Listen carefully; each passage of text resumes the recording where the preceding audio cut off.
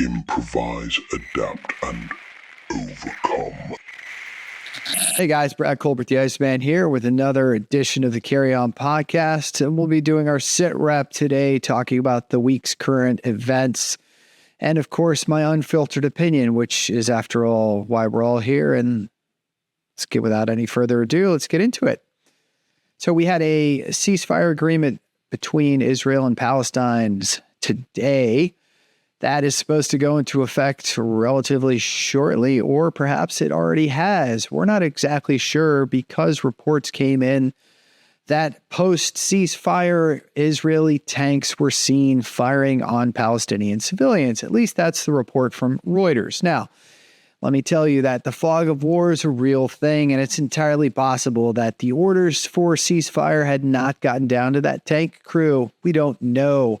But what I do know is that the media was quick to seize on yet another Israeli transgression. I will not forgive the Israelis or make excuses for some of their war crimes. However, I will tell you that everybody seems to beat up on the Jews. No matter what they do, no matter how they go about it, they're always on the losing end of things. So it seems to me that this is small potatoes in the greater story, which is a ceasefire, a returning of the remaining 20 hostages left alive.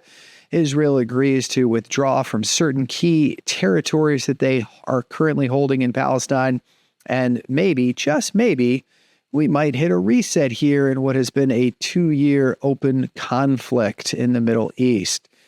Of course, the administration wasted no time in praising themselves for the work they had done, and I'll give credit where credit is due. It was definitely a team effort. Netanyahu, of course, congratulating Trump on forcing this through.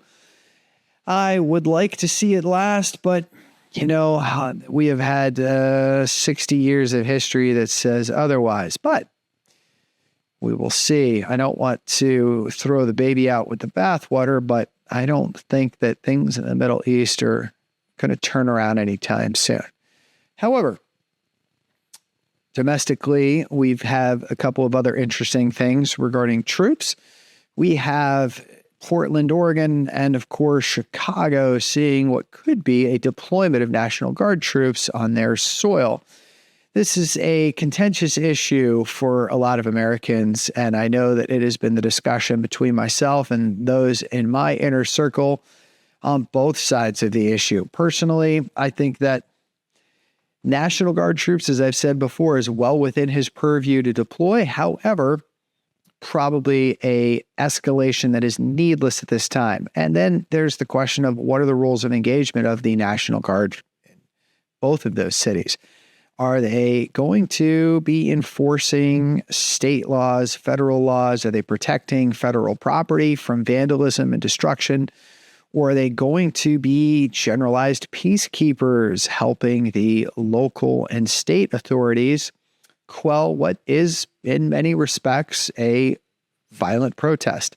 It's a great question, and one that I am not exactly sure how it's going to play out in the courts. But what I do know is it's playing out in most of Americans' living rooms. I think this is something that is within his legal purview, but does he have the moral high ground to do it? And that's an interesting question.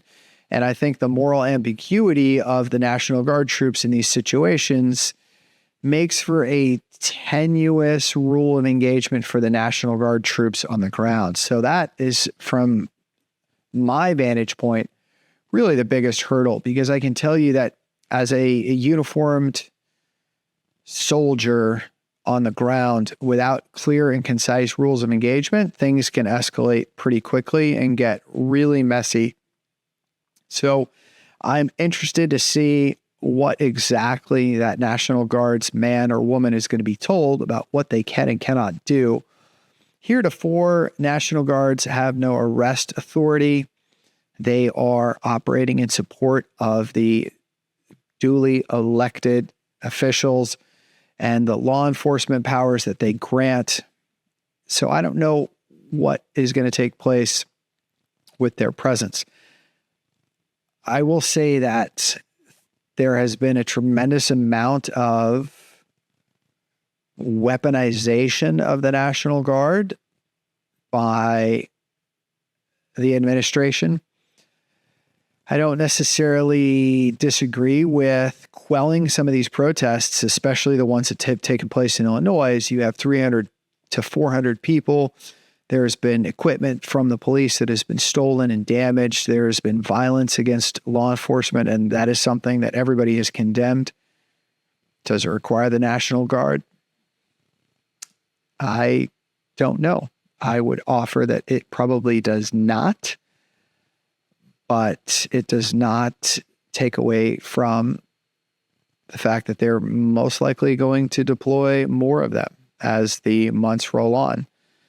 And I don't think the courts are going to be able to move fast enough to stop it. We had one judge that was appointed by the administration put a temporary stay while the federal government had 2 weeks to come back with a counter argument. And that is upsetting the administration, obviously, because the judge in question was appointed by Mr. Trump. I don't know how that one's going to play out. It should be interesting to see. Again, I firmly believe that the president has the legal authority to deploy the National Guard wherever he sees fit. So I don't think that he's going to lose on that fight. But whether or not most Americans want uniformed personnel on the streets, whether the intentions are good or not, is a whole nother story. A lot of the indications are that they don't want them. But then again, I don't think the law enforcement officers that are having rocks, bottles, improvised smoke grenades, and fireworks thrown at them have a problem with the National Guard being there. Not standing in uniform on the riot lines, I can tell you, I don't know what it currently feels like, but I'd venture to guess that it's probably not pleasant. So it depends on who you ask, really. If you ask somebody who is not in Chicago or any of the other cities where the National Guard has been deployed, they'll probably tell you they have no business being there. If you are standing in uniform in front of some of these buildings, probably have a different set of opinions. But we'll see how it goes. In other news, our DHS secretary has decided that the MMR, vaccinations could probably be broken up into 3 doses. I honestly think that this is a huge step backwards. I don't understand how one individual is capable of redoing 60 to 70 years of evidence-based research. I mean, we've given that vaccination to millions and millions of individuals. So how much more testing do you want to do? Not only that, but there is no single vaccine. We haven't had one since the late 90s. We would have to go back to the drawing board. And of course, how much research needs to be done on those before it would be accepted into mainstream. All interesting questions, but I think that we have definitely taken a step back in many ways, as well as taking steps forward in others. As far as our trade war with China, we continue to have tit for tat. A few other countries as well. We continue to engage with drug boats in South America, which, I don't know, I'm not exactly opposed to that. Trump has threatened the anti-insurrection law to sidestep any court orders blocking him, which was last invoked during the riots of LA. Yeah, the Los Angeles riots, I was down in San Diego for. I watched them live on television with some popcorn. I thought they were definitely the worst that people could be, because I think they use the riots as justification to just loot things. I don't think half the people that were involved in the riots gave a shit about Rodney King or what happened with that verdict.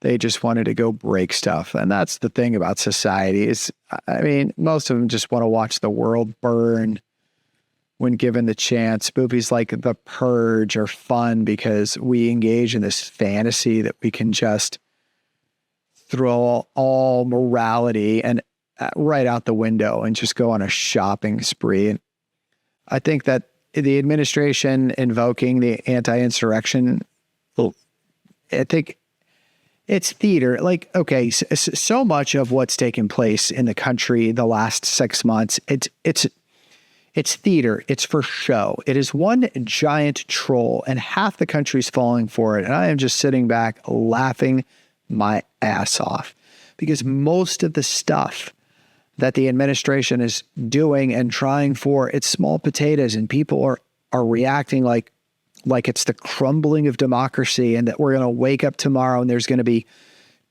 concentration camps and people asking for your papers in the street. And that's bullshit. It's not even hyperbole. That's just pure fantasy. Stuff like that is not going to happen because, we have some National Guard troops that get deployed to help squash a protest that turned violent, by the way, or that the immigration and customs officials are deporting publicly people in a way that hurts people's feelings. Like the preponderance of the policies, decisions, and actions under the Trump administration has been, I don't want to say for show, for the sake of show, but it's in showmanship. This is just the way that he does business. And a lot of people need to step back and just take it with a grain of salt and stop getting so goddamn worked up about it. It is not that big of a deal. And the consequences of it are not that dire. I just don't see the second and third order effects of a lot of this stuff being as bad as us, that left segment of society says that it's going to be. Why don't you just take a step back, let this thing run its course? I don't for an instant think that it's going to be the end of democracy, that, well, if we don't intervene, what is he going to do next? It's like, bro, half the things that he does because you're intervening. I would be willing to bet if you just relaxed, probably work itself out. So yeah, he could try the anti-insurrection law and deploy more troops, or use that as justification for a suite of other actions. But and this is going to sound really apathetic on my part, and I apologize if this is the case, but so what? What is the point? Okay, so he does it. Now what? I think that a lot of the things that are being done probably needed to be done. They just didn't need to be done in the way that it's taking place. But it's taking place this way because a lot of what the administration does is for effect. It is fire for effect in many ways. So how is the government shutdown benefiting Trump and weaponizing furlough payments? I don't know if the government shutdown is benefiting anyone. I don't think it's benefiting anyone. I know I have friends that have been affected by the furlough. Personally, it's interesting that he is in violation of the 2019 law. Well, I don't want to say in violation, because laws are open to interpretation. And that's really the whole point of a law, is not to be so specific that it narrowly forces an outcome. It's supposed to be broad enough to allow for circumstances to unfold. And this is one of those circumstances where the administration's interpretation is that they don't need to pay back pay to the furloughed workers. So it'll work its way through, and on a case-by-case basis, it'll probably be adjudicated. We're going to have to wait and see.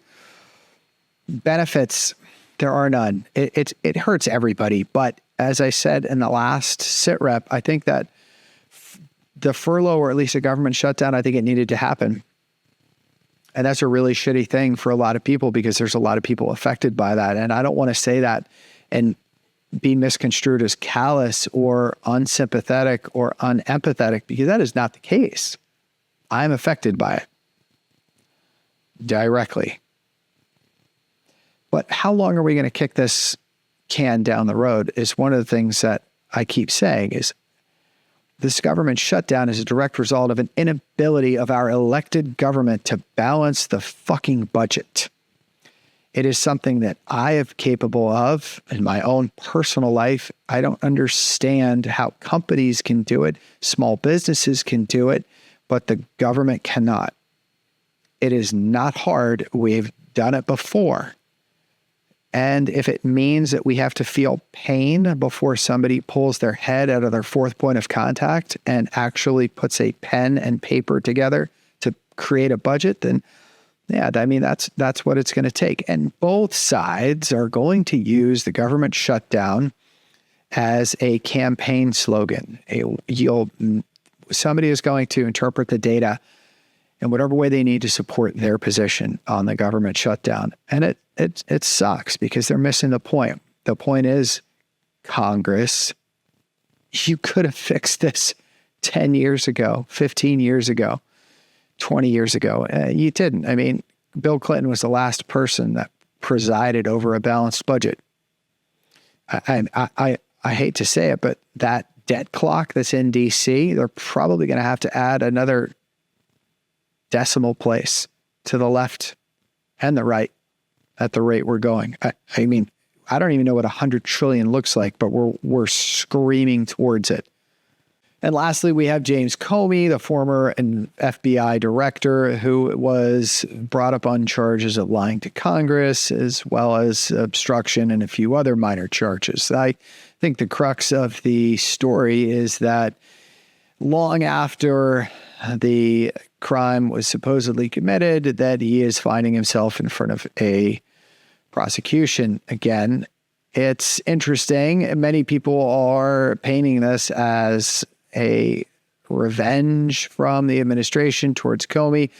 But if you look back and remember the Hillary Clinton and Donald Trump election, a lot of people attribute Donald Trump's win towards a last-minute press release by Comey that there might be more to the Hillary Clinton issue than they had previously talked about. Essentially, it's the policy of the FBI that close to an election not to have a press release with any information on either candidate so as not to unduly sway the election. And it seems by many after the fact that it unduly swayed the election. So it's interesting that the administration is going after him this far after the events. It is also on a lot of people's minds that this seems like some kind of retaliation or retribution. But me, personally, I think it's probably just a nothing burger. Why do I say that? Because it is not going to go anywhere. I don't think that it's going to be upheld. I think that it's probably going to be dismissed as lack of evidence.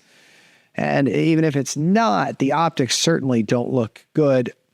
But once again, as I've said time and time again, that's the modus operandi of this particular administration. He hits back twice as hard when he's hit, and he has a personal grudge against Comey. So this is going to see its way through the courts, right, wrong, or indifferent.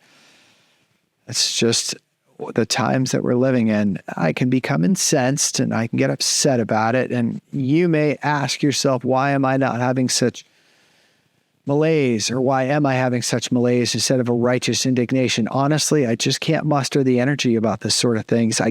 I cannot adopt this chicken little mentality every time the president decides that he doesn't like someone or inflates something or becomes bombastic. It's exhausting. I think that most of the shit that comes out of his mouth is for effect, and I'm not going to be trolled.